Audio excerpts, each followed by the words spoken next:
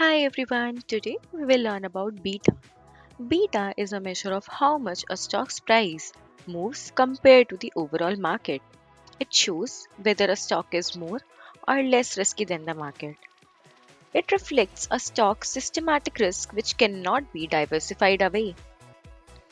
Market beta is always equal to 1. Stock beta tells how stock behaves relative to the market. When beta is equal to 1, the stock moves exactly in line with the market. That is, if market goes up by 10%, the stock goes up by 10%.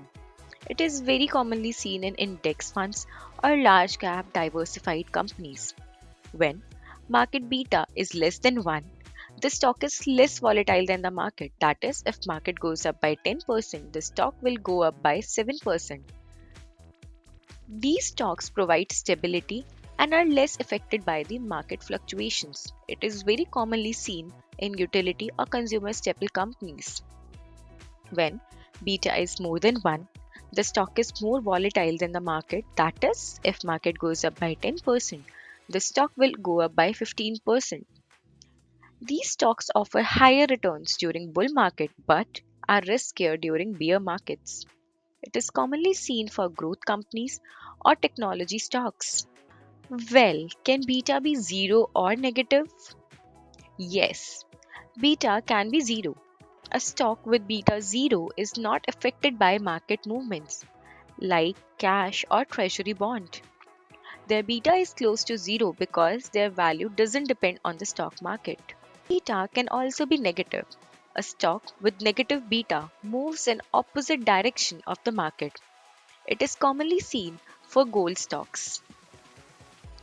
Well, let's understand how to calculate beta. Beta is calculated using historical stock prices and market index data.